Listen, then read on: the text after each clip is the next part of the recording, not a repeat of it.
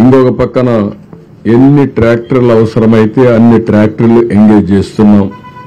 ఎక్కడన్నా ట్రాక్టర్ పోలేకపోతే చిన్న వెహికల్స్ పెట్టుకుంటున్నాం. అది కూడా అవసరమైతే ఈ యొక్క పవర్ బోట్స్ ఏవైతే ఉన్నాయో అవి కూడా ఉపయోగిస్తాం. ఒక 2 మాత్రం హెలికాప్టర్స్ కూడా ఉపయోగిస్తున్నాం. ఇంకొక పక్క డ్రోన్స్ కూడా చాలా సక్సెస్ఫుల్ గా ఎక్కడికక్కడ బాగా చేయగలిగాయి. ఈరోజు ఒక 25 డ్రోన్స్ ఉపయోగించారు. రేపు ఇంకొక 30-40 దాకా అదనంగా వస్తున్నాయి.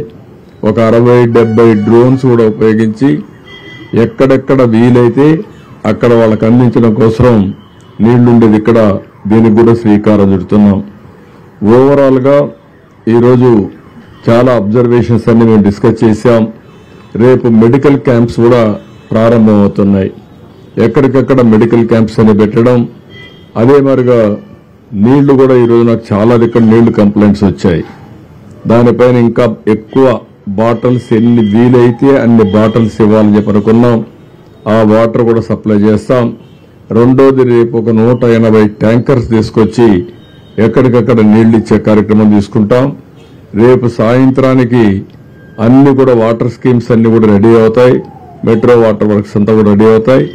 కానీ ఆ నీళ్లు ఇమ్మీడియట్ గా తాగడానికి పనికిరావు. 2-3 రోజులు పడుతుంది, కొన్ని రోజులు పడుతుంది. ఆ వాటర్ అంతా కూడా గైడ్ లైన్స్ ఇచ్చి స్నానానికి గానీ అటు వాడుకుంటూ తర్వాత ఏ విధంగా ఎప్పుడు వాడచ్చో దానికి కూడా గైడెన్స్ ఇస్తాం. అదే మరి పవర్ స్టేషన్స్ అన్ని కూడా ఎన్ని వీలైతే అని చేస్తూ రేపు గాని ఎల్లుండికి గాని చివరి వరకు కరెంట్ ఇచ్చేదానికి కూడా శ్రీకారం చుడుతున్నాం. ఎక్కడైతే నీళ్లు పవర్ స్టేషన్ లో సబ్ స్టేషన్ లో గాని ట్రాన్స్ఫార్మర్ దగ్గర ఉంటే షార్ట్ సర్క్యూట్ గాని షాక్ కొట్టే పరిస్థితి వస్తుంది. అలాంటివన్నీ కూడా ప్రికాషన్ తీసుకుని ఇమ్మీడియట్ గా రెస్టోర్ చేయడానికి అన్ని ప్రయత్నాలు చేస్తున్నాం. దానికి కూడా స్పష్టమైన ఆదేశాలు ఇచ్చాం. ఇంకొక పక్కన ఫైర్ ఇంజన్స్ అన్ని కూడా తెప్పిస్తున్నాం. Fire department అప్పచెప్పాం. ప్రతి ఒక్క ఇంటిని బురదలో కూరుకుపోయిన ఇళ్ళన్నీ క్లీన్ చేసే బాధ్యత వాళ్ళకి అప్పచెప్పాం.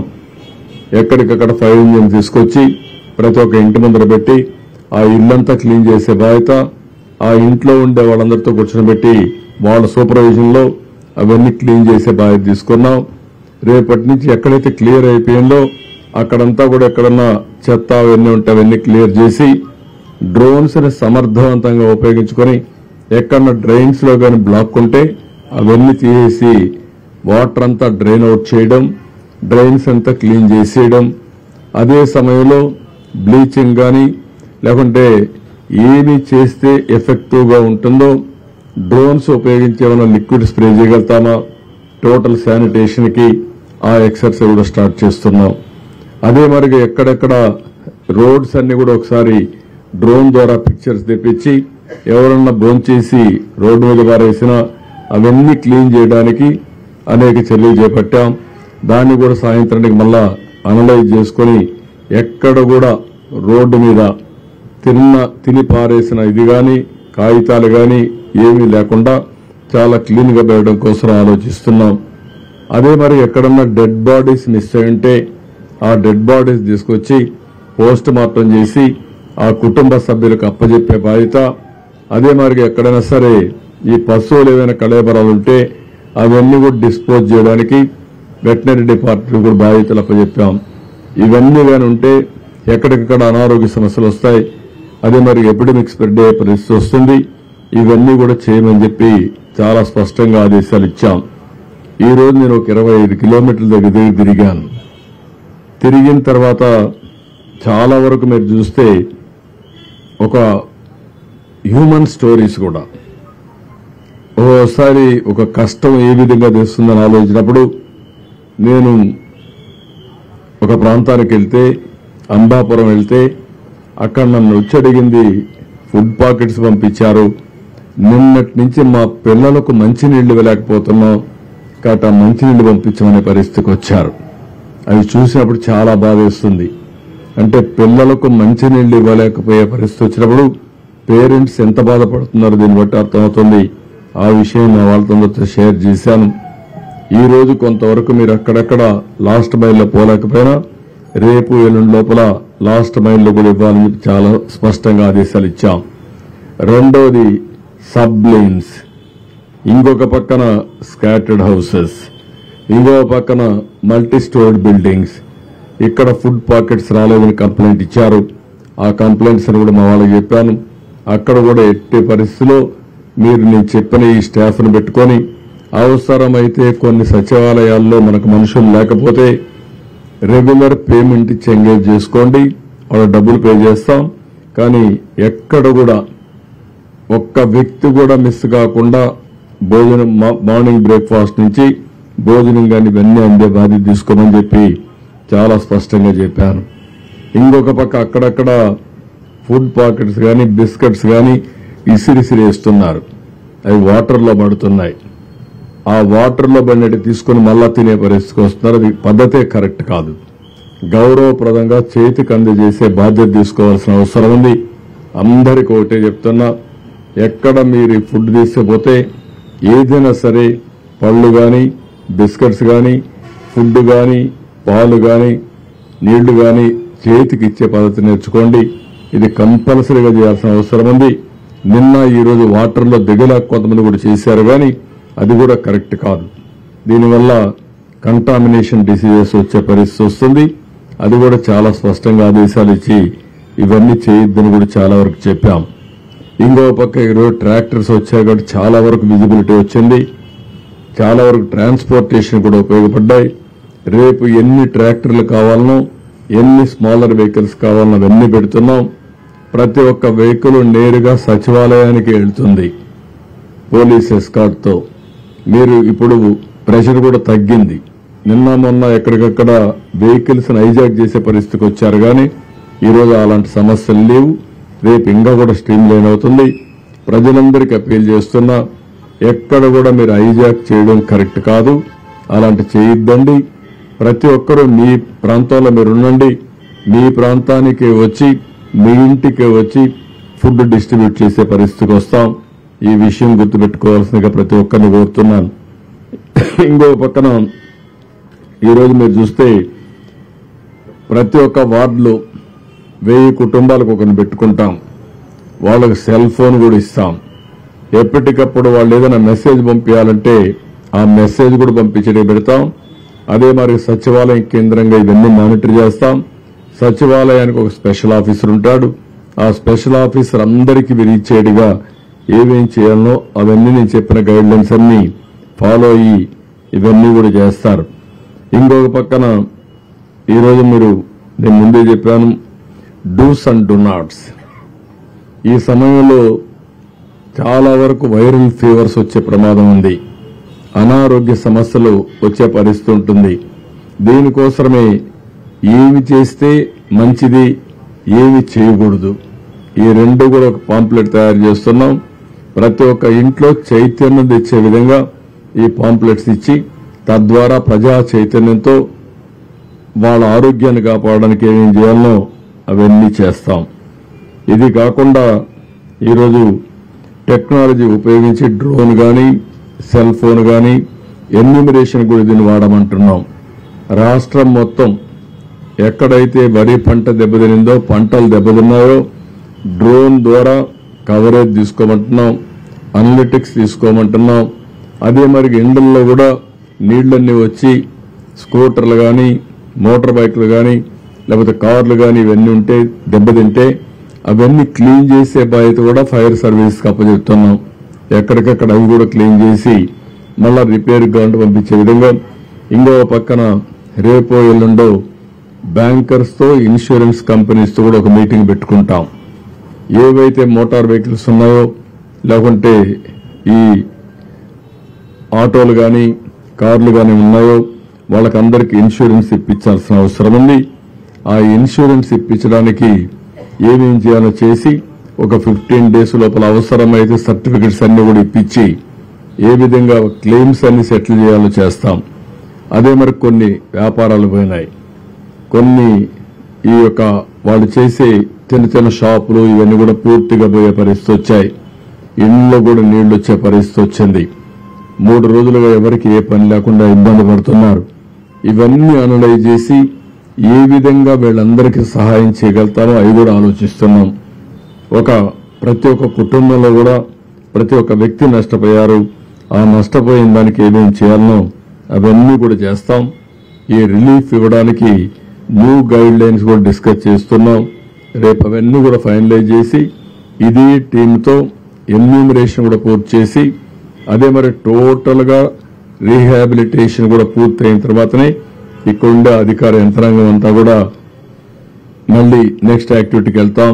అంతవరకు వీళ్ళంత వరకు ఇది పూర్తి చేస్తామని చెప్పి కూడా నేను మీకు తెలియజేస్తున్నా. ఇది బ్రాడ్ గా ఈ రోజు మేము డిస్కస్ చేసుకున్నది. ఇవి ఎప్పటికప్పుడు రేపటి కూడా మళ్ళా ఒకసారి ఒక ఆలోచన వస్తుంది. ఎప్పటికప్పుడు అందరు ఆలోచనలు తీసుకుని సమర్థవంతంగా పనిచేయడం కోసం ఇప్పుడు బుడమేరు ఉంది, అక్కడ వాటర్ కూడా ఈ సింగనగర్ రాకుండా నేరుగా కొల్లేరు లేకపోతే వీటీపీఎస్ నుంచి కృష్ణానదికి వచ్చేదానికి అక్కడ ఉండే అడ్డంకులను కూడా తొలగించి తొందరలోనే పూర్తి చేస్తాం. అదే మరిగా ఇక్కడ కృష్ణ లంకలో ఏదైతే ఆ గోడ కూడా ఉంది దానికి కూడా ఒక టార్గెట్ పెట్టుకుంటాం. నీళ్లన్నీ వచ్చే నీళ్లను లిఫ్ట్ కూడా చేయమన్నాం. ఇంకా లెవెల్ తగ్గితే ఈ నీళ్లు కూడా రిసీడ్ అవుతాయి. ఏవైతే ఇక్కడి నుంచి వాటర్ కృష్ణా నదిలోకి వదిలిపెట్టారో ఆ డ్రైన్ వాటర్ అంతా ఒక్కొక్కసారి రివర్స్ వస్తా ఉంది. ఆ లాక్స్ కూడా కొంతవరకు సరిగా లేవని చెప్పి అన్నారు. అవన్నీ కూడా ఏం చేయాలనో అవన్నీ కూడా రిపేర్ చేయించడం కానీ ఆ సిస్టాన్ని బిల్డప్ చేసే విధంగా ముందుకు పోతాం. ప్రతి ఒక్కరి ఇక్కడ మైన్యూట్ డీటెయిల్స్కి వెళ్తున్నాం. చాలా సిస్టమేటిక్ గా మళ్లీ ఈ సిటీకి ఇలాంటి జరగకుండా ఉండడం కోసం ఏమేం చేయాలని అవన్నీ వెళ్తున్నాం. ఫ్లడ్ వాటర్ మేనేజ్మెంట్ సిస్టానికి కూడా సిటీలో ఒక ప్రాజెక్ట్ అప్పుడు చేశాం. అది కూడా ఎల్ఎన్టీ చేశారు. మధ్యలో ఆగిపోయింది. వీళ్ళు వస్తానే ఆపేసే పరిస్థితికి వచ్చారు. మళ్ళా దాన్ని కూడా పూర్తి చేపిస్తాం. ఇలాంటి ప్రతి ఒక్కటి కూడా అనలైజ్ చేసుకుని ఏమేం చేస్తే ఇవన్నీ సెట్ అవుతాయో అన్ని చేయడం కోసం ఒక సమీక్షల్లో కూడా క్లియర్ కట్ యాక్షన్ ప్రోగ్రామ్ పెట్టుకొని ముందుకు పోతున్నాం. వీళ్ళని తొందరలో అన్ని పూర్తి చేస్తాం. This is in brief.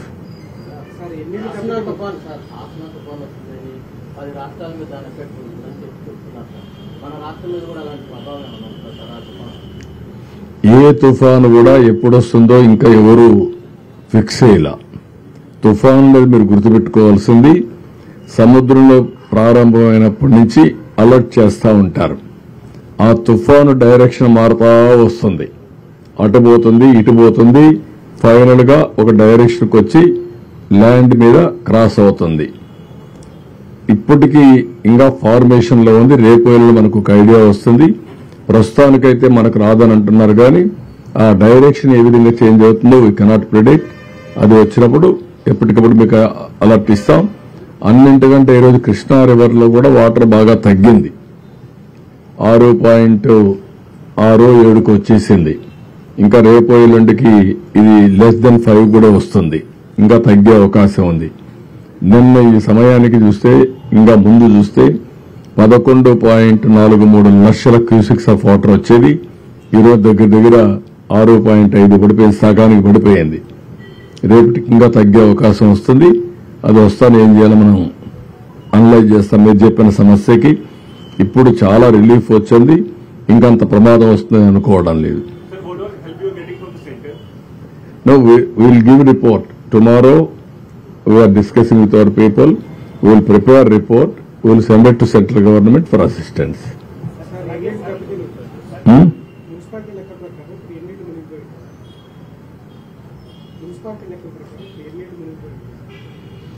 ఎన్ని ఇండ్లు మునిగిపోయినాయని కాదు, చాలా ఇండ్లు దెబ్బతిన్నాయి. సబ్మర్జెన్స్ వచ్చింది. మళ్ళా నీళ్లు వెళ్ళిపోయినప్పుడు వచ్చేస్తా ఉంటుంది. ఇంట్లో చాలా వరకు ఇబ్బంది కలిగింది. ఇంట్లో ఉండే వస్తువులన్నీ దెబ్బతిన్నాయి, వెహికల్స్ దెబ్బతిన్నాయి. అవన్నీ అనలైజ్ చేస్తున్నాం. ఎన్యూమరేషన్ లో అన్ని వస్తాయి మనకు. ఏది అందుకే దానికి కూడా ఏం చెప్పామంటే క్యాటిల్ ఏవైతే చనిపోయినాయో అవన్నీ కూడా ఎక్కడికక్కడ డిస్పోజ్ చేయాలి. వెటనరీ డిపార్ట్మెంట్ లో కొన్ని ప్రొసీజర్స్ ఉన్నాయి. అవంతా కూడా ఈ సాల్ట్ అవన్నీ వేసి అక్కడనే బరీ చేయాలని దగ్గరలోనే. అది కూడా ఒకసారి పెట్టాం. రేపు ప్రొక్లైన్స్ పెట్టి అవన్నీ బరీ చేస్తారు. ఓకే. అదే మరి ఫాడర్ కూడా పశువులకి అది కూడా ఉంది. దాన్ని కూడా నేను ఈరోజు మా నోటీస్ రాలేదు, ఉన్నాయి కానీ అంత విజిబుల్ గా రాలేదు. Will focus on that. రేపు ఎల్లుండి కూడా ఫోకస్ చేస్తాం. అదే మరి వరదల్లో ఒక విద్యుత్ ఆపడానికి వెళ్ళినటువంటి ఒక లైన్ మ్యాన్ పవర్ షాక్ తో చనిపోయాడు మొన్నే. అతనికి డిపార్ట్మెంట్ 20 లక్షలు ఇస్తుంది. గవర్నమెంట్ కూడా ఒక 10 లక్షలు ఇచ్చి 30 లక్షలుగా ఇచ్చి ఆయనకు న్యాయం చేస్తాం. ఇంకో పక్క గోదావరి లెవెల్ కూడా కొద్దిగా 41కి వచ్చింది.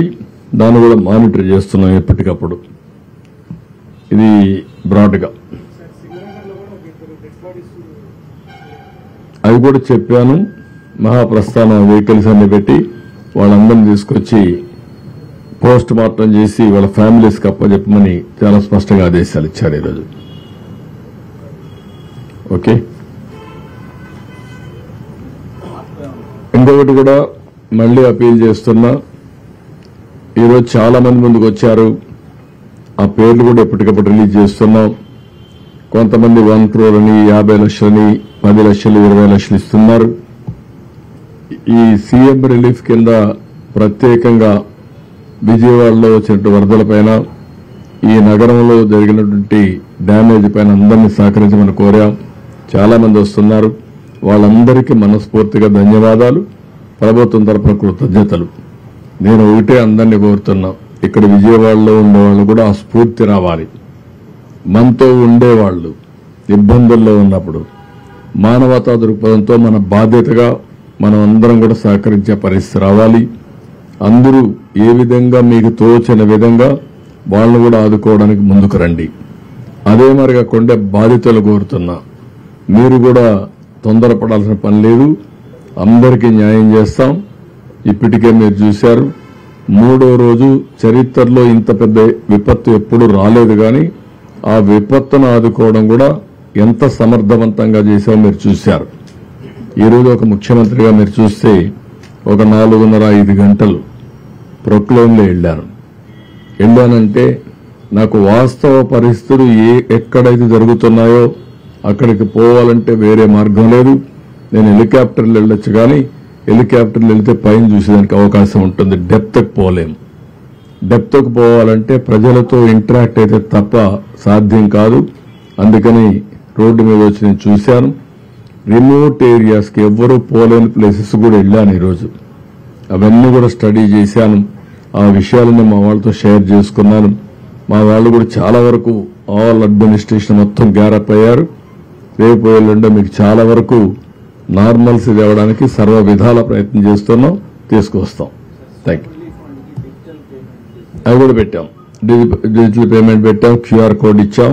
అవన్నీ కూడా వర్కౌట్ చేసి ఎప్పటికప్పుడు మీడియాకి ఇస్తున్నాం, పేపర్లో ఇస్తున్నాం, ఎలక్ట్రానిక్ మీడియాకి ఇస్తాం. అది మరి సోషల్ మీడియా ప్లాట్ఫామ్స్ కూడా పెడుతున్నాం. ఇప్పుడే మీ అందరికీ ఇది సోషల్ మీడియాలో కూడా పెట్టి అందరికి కూడా ఇది మీకు కూడా షేర్ చేస్తాం, మీడియా కూడా షేర్ చేస్తున్నాం. ఇప్పుడే పవన్ కళ్యాణ్ గారు కూడా అనౌన్స్ చేశారు. వారికి కూడా మనస్ఫూర్తిగా పార్టీ తరఫున ధన్యవాదాలు, కృతజ్ఞతలు. ఇచ్చారా? అది రియల్గా నాకు తెలియదు. చేశారా?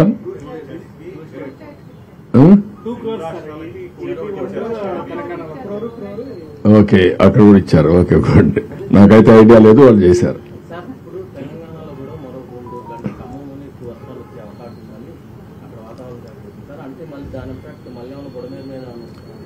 అందుకే బుడమేరుని సెట్ చేస్తున్నాం. ఇంకా ఆ పరిస్థితి రాకూడదు. ఏమేమి ప్రికాషన్ తీసుకోవాలో అన్ని ప్రికాషన్స్ ఆన్ వార్ ఫుటింగ్ తీసుకుంటున్నాం. గేట్లు మూసేస్తేనే సమస్య పరిష్కారం అవుతుందని కాదు. ఆ సైడు ఈ సైడు దాని మీద ఆ బ్రీచ్ ఉంది. ముందు ఆ బ్రీచ్ క్లోజ్ కావాలి. అది వైఎస్ఆర్ కాంగ్రెస్ పార్టీలో ఆ బ్రీచ్ పడింది. ఇప్పుడు కూడా బుకాయిస్తున్నారు. బుకాయింపులొద్దు. నేను వచ్చి 80 రోజులైంది. 80 రోజుల్లో మా వాళ్ళు దాన్ని డయాగ్నోస్ చేయలేకపోయారు. రెండోది, అన్ఎక్స్పెక్టెడ్ గా హెవీ రెయిన్స్ వచ్చాయి. మీ మానవ ఫెయిల్యూర్.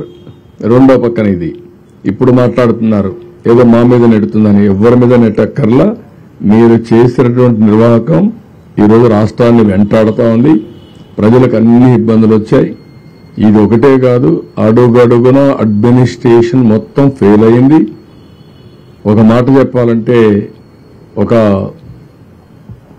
వెంటిలేటర్ పైన పెట్టే పరిస్థితికి వచ్చారు ఈ రాష్ట్రాన్ని. అందుకని ఒక పక్క ఆర్థిక ఇబ్బందులు, ఒక పక్క అడ్మినిస్ట్రేషన్ డిఫెక్ట్ కావడం, డిపార్ట్మెంట్స్ అన్ని పనిచేయకుండా పోవడం, ఇంకొక పక్క తప్పుడు పనులు చేయడం, ఇంకొక పక్కన మీరు చూస్తే ఎక్కడికక్కడ బురజల్లే కార్యక్రమం చేయడం, ఇలాంటివన్నీ చేసే పరిస్థితికి వస్తున్నారు. ఇవన్నీ ఎక్కడ క్షమించే పరిస్థితి ఉండదు. ప్రజల్లో కూడా చైతన్యం తీసుకొస్తాం. ఒకటే గుర్తుపెట్టుకోండి, రాజకీయ పార్టీకి ఉండవలసిన లక్షణాలు ఒక్క లక్షణం కూడా ఈ పార్టీకి లేదు. నేను చాలా పార్టీలు చూశాను 45 సంవత్సరాల్లో. ఏ పార్టీ ఇలాంటి పార్టీ ఉండదు. ఒక రౌడీలను పెట్టుకొని, గూండాలను పెట్టుకొని రాజకీయ పార్టీ నడపాలి, నేరాలు ఘోరాలు చేయాలంటే కుదరదు. ఆ విషయం గుర్తుపెట్టుకోండి. నేను నిన్న ఈరోజు ఎప్పుడు చూస్తున్నాను, ఇంకా బుకాయిస్తున్నారు. బుకాయింపులు మానండి, వాస్తవాలకు రండి. Thank you.